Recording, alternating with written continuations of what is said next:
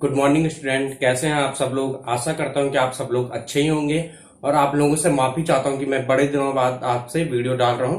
Regular video नहीं डाल पाया।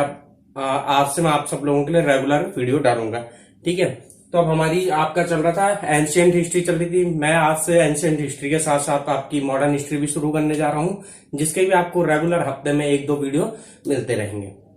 तो देखते हैं हम आज का जो टॉपिक हमारा पूरा पाषाण काल। इतिहास जानने के स्रोत हम सीख चुके थे पहले।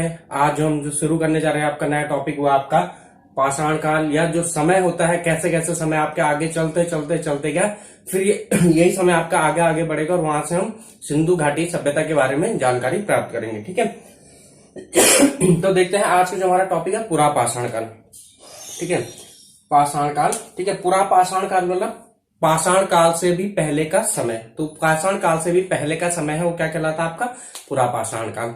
और जो पूरा पाषाण काल की सबसे महत्वपूर्ण विशेषता है वो यह है कि इस जन्म में क्या होता, मानव का उद्भव हुआ था और मानव का विकास हुआ था। देखते हैं कैसे कैसे इसका पाषाण काल में, पूरा पाषाण काल में मानव का उद्भव हुआ और कैसे कैसे उसका धीरे धीरे करके विकास हुआ। तो देखिए, मैं आपको एक चीज बताना चाहता हूं। जो आपके इस पृथ्वी पर क्या आए थे, आपके आदि मानव आए थे, जिन्हें क्या कहा जाता है, आपका आदि मानव कहा जाता है। वो आपके लगभग 3 करोड़ वर्ष पूर्व इस पृथ्वी पर आए थे।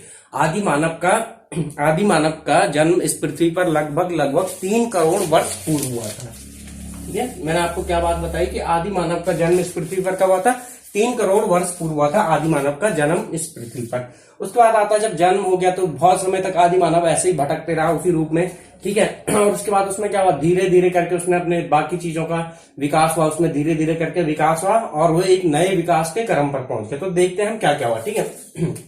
तो देखो, तो जो धरती पर मानव का सबसे पहले उत्पन्न कब हुआ था, आपका प्लाइस्टोसीन काल के आरंभ में हुआ था, ठीक है। तो आपसे एक क्वेश्चन पूछा जाता है कि मानव का धरती पर उद्भव का, आदि मानव का पूछेगा तो आदि मानव का इस धरती पर कब हुआ था, आपका 3 करोड़ वर्ष पूर्व। 3 करोड़ वर्ष पूर्व। और कुछ समय तक मानव उसी अवस्था में भटकता रहा इधर उधर, और जब उसका धीरे धीरे करके विकास हुआ तो उसके बाद क्या कहा जाता है आपका, जब मानव के स्वरूप में आया होमोनिड, जिसे क्या बोला जाता है आपका मानव सम या मानव के समान बंदर, ठीक है। अब देखिए, पढ़ते हैं क्या क्या चीजें हुई थी, ठीक है। तो आपसे पूछा जाएगा कि मानव धरती पर सबसे पहले कौन से काल के आरंभ में उत्पन्न हुआ, तो आपका जवाब क्या होगा, प्लाइस्टोसीन काल के आरंभ में, ठीक है। तो मानव धरती पर आया आपके प्लाइस्टोसीन काल के आरंभ में, ठीक है। उसके बाद धीरे धीरे करके समय व्यतीत होता गया आपका, और क्या था आपका प्लाइस्टोसीन काल का आरंभ, मतलब वही हो गया आपका 3 लाख करोड़ वर्ष पूर्व की बात कर रहे हैं हम, ठीक है। फिर उसके बाद धीरे धीरे मानव का विकास हुआ, तो लगभग 60 लाख वर्ष पूर्व मानव की एक नई प्रजाति आई, जिसे क्या कहा गया, होमोनिड। जिसे क्या कहा गया आपका, होमोनिड, यानी मानव सम, यानी मानव के समान, ठीक है। तो आपसे पूछा जाएगा होमोनिड का उत्पत्ति इस पृथ्वी पर कब हुई, लगभग 60 लाख वर्ष पूर्व इस पृथ्वी पर आपकी क्या हुई थी, होमोनिड की उत्पत्ति हुई थी। अब आपसे दूसरा क्वेश्चन पूछा जाता है, अच्छा जी होमोनिड की उत्पत्ति हुई थी, कहाँ हुई थी, तो होमोनिड की उत्पत्ति हुई थी आपकी दक्षिणी पूर्वी अफ्रीका में।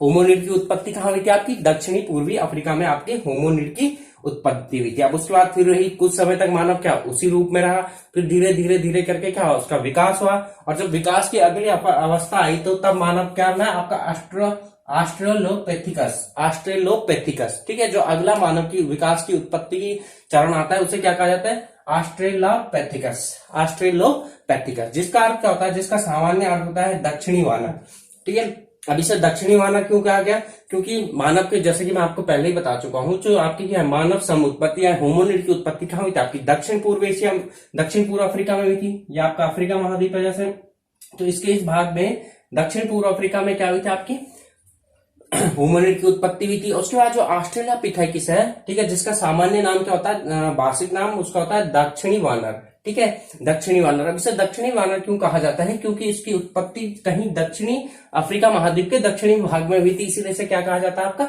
दक्षिणी वानर कहा जाता है। अब दूसरा क्वेश्चन आता है, आपसे कई बार पूछा भी गया है पेपरों में, जो आपका ऑस्ट्रेलोपिथेकस था वो कैसा वानर था, नर वानर था। वो कैसा वानर था, आपका नर वानर था। ऑस्ट्रेलोपिथेकस आपका एक नर वानर था। और जो ये वानर था ना आपका ऑस्ट्रेलोपिथेकस, ये सबसे पहला ऐसा वानर था जिसमें मनुष्य और वानर दोनों के गुण विद्यमान थे।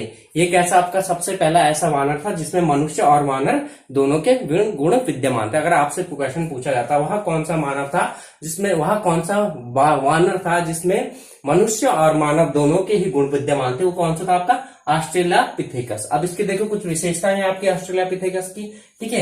यहाँ 2 पैरों वाला वानर था। अभी तक तो बंदर आपको अभी पता है, आप देखते हो 4 पैरों पे चलते हैं, लेकिन इसने क्या कर लेता है, धीरे धीरे करके विकास की अगली चरण पे पहुंच गया था, जहां क्या है अपने 2 पैरों पे चलने लगा था, ठीक है। यहाँ 2 पैरों वाला वानर था और इसका क्या था, पेट उभरा हुआ था, ठीक है। इसका क्या था, पेट उभरा हुआ था। यह सबसे अंतिम पूर्व मानव यानी होमोनिड था। इसे प्रोटो मानव, आद्य मानव भी कहा जाता है, ठीक है। अब देखो क्या था, ये सबसे पहला सबसे अंतिम पूर्व मानव था।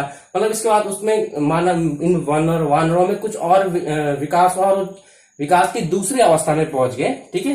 देखते हैं वो दूसरी अवस्था क्या है। तो आपसे अगर पूछा जाएगा सबसे अंतिम आद्य मानव यानी प्रोटो मानव, ठीक है, सबसे अंतिम आद्य मानव कौन था आपका, तो कौन था आपका, ऑस्ट्रेलोपिथेकस। इसे प्रोटो मानव यानी मानव से पूर्व, प्रोटो मतलब पहले, ठीक है। तो मानव से पूर्व का वानर भी किसे कहा जाता है, आपका ऑस्ट्रेलोपिथेकस कहा जाता है, ठीक है। अब चलते हैं हम अगले चरण में। तो अगले चरण में जब वानर का विकास हुआ तो वो क्या बन गया आपका, होमो हैबिल्स, ठीक है, होमो हैबिल्स। अब जब अगले चरण में मानव का विकास हुआ तो एक नई अवस्था में पहुंच गया। उस अवस्था को क्या कहा गया, जो मानव की नई अवस्था है उसे बोला गया आपका होमो हैबिल्स। और होमो हैबिल्स का अर्थ होता है आपका, ठीक है, ये भी क्या होता है, इसका जन्म भी दक्षिण अफ्रीका में, ठीक है। जितने भी मनुष्य के पूर्वज हैं उनका जन्म कहाँ था, दक्षिण अफ्रीका में, आप सभी को पता है, ठीक है।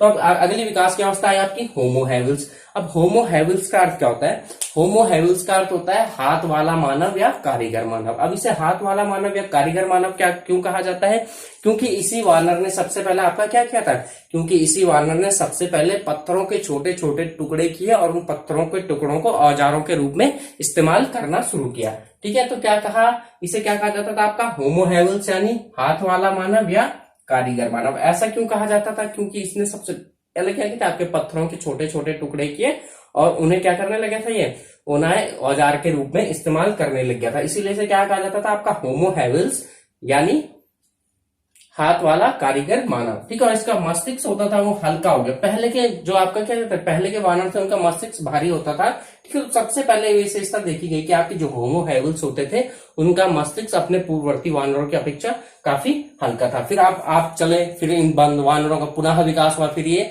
अगले चरण में पहुंच गया। जब अगले चरण में पहुंचे तो वो कौन सा था आपका, होमो इरेक्टस, होमो इरेक्टस, ठीक है। तो अगला अर्थ क्या था आपका, होमो इरेक्टस, ठीक है। अगली क्रम की अवस्था है आपकी होमो इरेक्टस। अब देखते हैं होमो इरेक्टस का अर्थ समझते हैं, ठीक है। होमो मतलब मानव, इरेक्टस मतलब सीधा। तो ये जो ये मानव था ये क्या था आपका, पहला सीधा मानव था।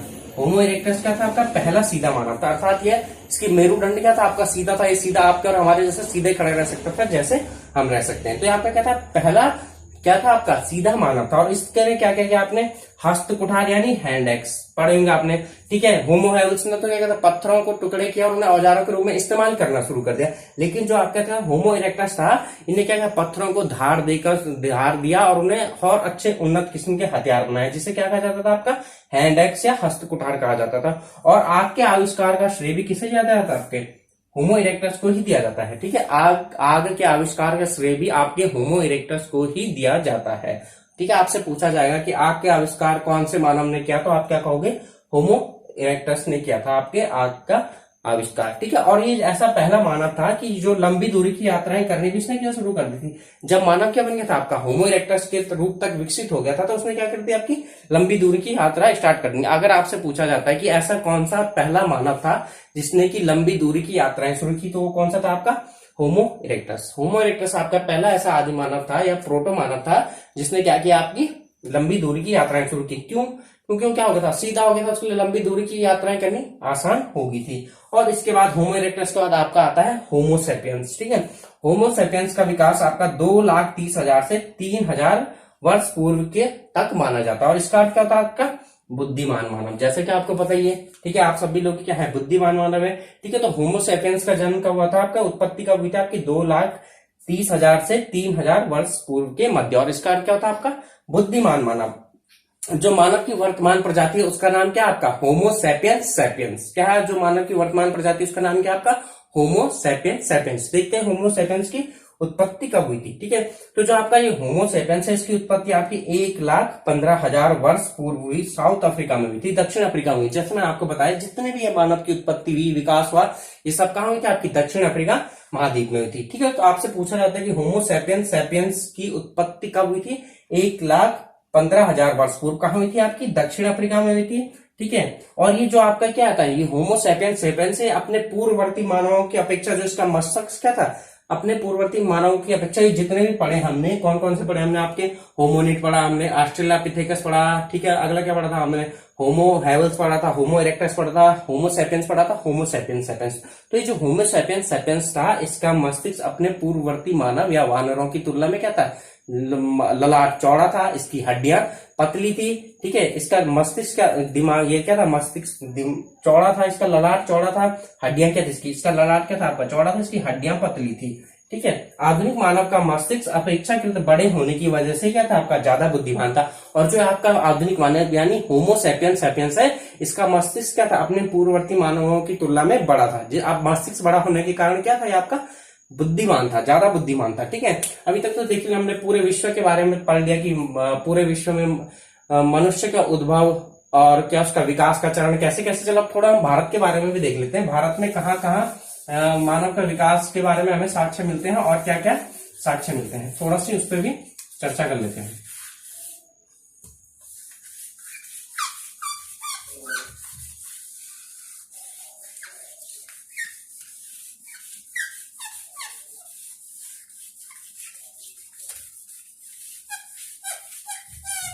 आशा करता हूँ कि इतनी चीज तो आपकी समझ में आ गई। तो थोड़ा भारत के बारे में भी देख लेते हैं। भारत के बारे में क्या कहा जाता है, भारत के बारे में कहीं भी प्रोटो मानव या आद्य मानव मिले हैं, लेकिन क्या उनसे आधुनिक मानव का विकास नहीं हो पाया। देखते हैं तो कहाँ कहाँ मिले आपके, ठीक है।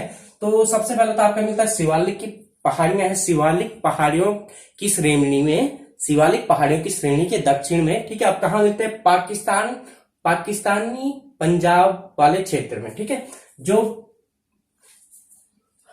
पंजाब आपका वर्तमान में कहाँ है, पाकिस्तान में, आपको पता ही है। पंजाब पहले पूरा एक था, भारत में था, ठीक है। पश्चिमी पंजाब, पूर्वी पंजाब कहाँ रह गया आपका, भारत में रह गया। पश्चिमी पंजाब कहाँ चला है आपका, पाकिस्तान में। तो जो पंजाब था आपका पाकिस्तान में है, ठीक है। पाकिस्तान वाले पंजाब के वहां पोतवार का पठार पाया जाता है, जैसे भारत में जैसे दखन का पठार, ठीक है, नागपुर का पठार, छत्तीसगढ़, तो ऐसे पाकिस्तान में क्या आपका पोतवार का पठार पाया जाता है, ठीक है, पोतवार का पठार। तो यहाँ पोतवार के पठार में क्या हुए थे, आपके आद्य मानव के क्या पाए गए थे, आपके अवशेष पाए गए थे, ठीक है। भारत में क्या था आपके जो वर्तमान में क्या आपका पाकिस्तान है, उस वाले पंजाब में पोतवार के पठार में क्या पाए गए थे आपके, ठीक है, आद्य मानव की निशानियां पाई गई थी, यानी उनके क्या पाए गए थे आपके, कह लो आप कंकाल वगैरह पाए गए थे, ठीक है ना, कंकाल वगैरह पाए गए थे। तो इन कंकालों का नाम क्या रखा गया था आपका, रामापिथेकस,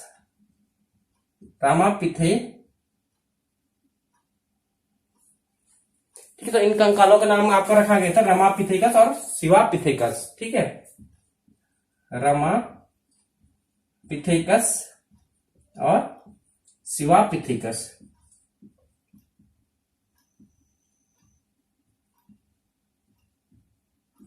तो ये जो आपके मानव के कंकाल मिले थे भारत में, कहा मिले थे, आपके पाकिस्तानी पंजाब के पोतवार के पठार में मिले थे। और जो ये कंकाल मिले थे, इनका नाम क्या रखा गया था, रामापिथेकस और शिवापिथेकस, ठीक है। और इनमें क्या था, जो आपके रामापिथेकस थी, ये कैसी थी आपकी, मादा खोपड़ी थी, ठीक है, खोपड़ियां मिली थी, तो ये थी आपकी मादा खोपड़ी।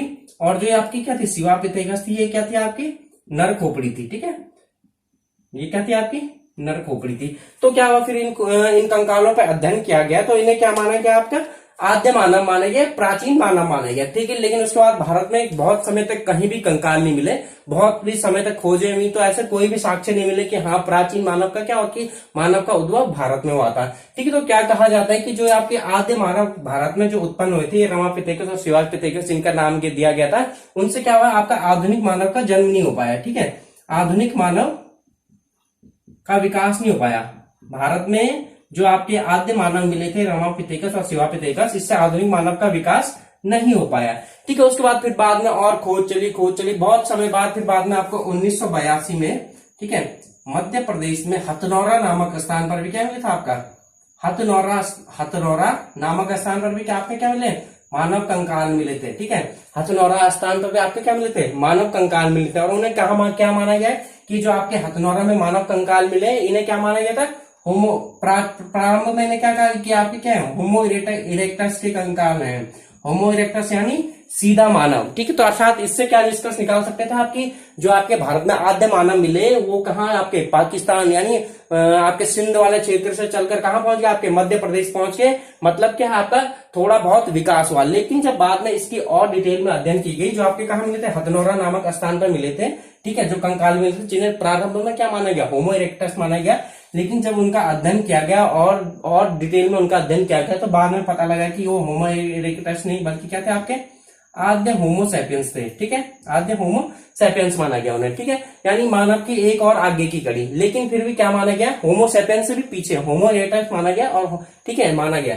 तो अब क्या हुआ, इनसे भी फिर आगे मतलब भारत में क्या हुआ, आधुनिक मानव का विकास नहीं हुआ। तो मतलब आप क्या कह सकते हो कि भारत में क्या आपके आद्य मानवों के कंकाल तो मिले हैं अभी तक, आद्य मानव के कंकाल अभी तक मिले हैं, लेकिन उनसे आपके आधुनिक मानव का विकास नहीं हो पाया। तो आपसे यहाँ पे दो ही इंपॉर्टेंट क्वेश्चन बनेंगे जो अगर भारत के संदर्भ में पूछा जाएगा, कि एक तो क्या है, भारत में आद्य मानव के कंकाल कहाँ कहाँ मिले हैं। आपको एक क्या होगा, पाकिस्तानी पंजाब के पोटवार पठार में, दूसरा 1982 में एमपी के हथनौरा नामक स्थान पर मिले। ठीक है, और जो कंकाल मिले थे उनका नाम क्या क्या रखा गया था, आपका रमापिथेकस और शिवापिथेकस। और आपसे कई बार ये भी पूछ लेता है, जो आपकी रमापिथेकस थी वो कौन सी खोपड़ी थी, आपकी माधव खोपड़ी थी, और जो शिवापिथेकस थी वो कैसे थी, आपकी नर खोपड़ी थी। तो ये हमारा पूरा पाषाण काल में कैसे कैसे मानव का विकास हुआ उस चीज के बारे में हमने देखा है। अब हम इसके बाद आपके पूरा पाषाण काल के आगे जो चीजें चलती है, पूरा पाषाण काल, मध्य पूरा पाषाण काल, नव पूरा पाषाण काल, फिर आगे आपका पाषाण काल, उच्च पाषाण काल, मध्य पाषाण, निम्न पाषाण काल, मध्य पाषाण काल, उच्च पाषाण काल, और फिर हम कहाँ चलेंगे आगे, धीरे धीरे करके सिंधु घाटी सभ्यता की तरफ चलेंगे। इस तरीके से आपका क्या चलेगा, पढ़ाई का क्रम चलेगा। और आज से मैं आपको लगभग हर हफ्ते कोशिश करूंगा कि आपको मैं 2-3 वीडियो प्रोवाइड कराऊं, और साथ ही साथ एंशिएंट हिस्ट्री के साथ साथ मैं आज से अब आपकी मॉडर्न हिस्ट्री भी शुरू करने जा रहा हूं। आशा करता हूं कि आप ऐसा ही प्यार सहयोग देते रहेंगे। धन्यवाद।